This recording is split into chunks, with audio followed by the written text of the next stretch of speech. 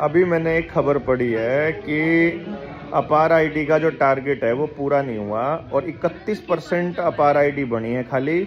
और जो principal target पूरा नहीं कर पाएंगे वो प्रिंसिपल हटेंगे।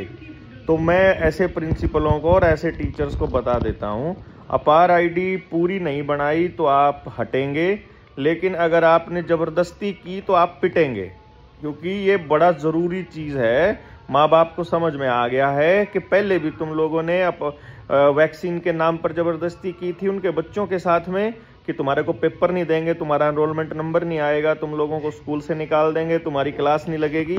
और लोगों को समझ में लेट आया था। अपार आईडी के मामले में बहुत पहले समझ में आ गया है, इसलिए ये कोशिश मत करना, अब माँ बाप के साथ जबरदस्ती मत करना, बल्कि माँ बाप बनी हुई अपार आईडी को वापस कर रहे हैं कि हमें आपकी अपार आईडी नहीं चाहिए।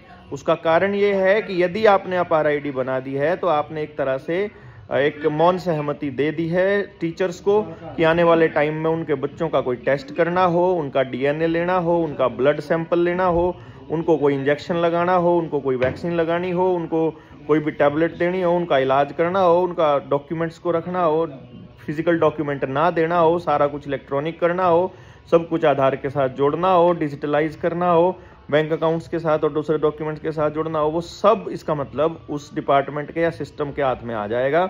आप सब लोगों को यह पता होना चाहिए कि केंद्र की सरकार के पास या किसी भी राज्य की सरकार के पास अपना कोई सर्वर नहीं है, और सबको यह भी मालूम होना चाहिए कि किसी भी स्कूल के पास अपना सर्वर नहीं है। किसी को मालूम नहीं है ये क्या हो रहा है, ना किसी मुख्यमंत्री को पता, ना प्रधानमंत्री को। सब बिल गेट्स का एजेंडा है। सारा एंड्रॉयड, सारा मोबाइल, सारी विंडो, सारे कंप्यूटर, सारा आईफोन, सब का सब जो ऑपरेटिंग सिस्टम है वो उनका है। इसलिए अपने बच्चों को इनसे बचाना बहुत जरूरी है।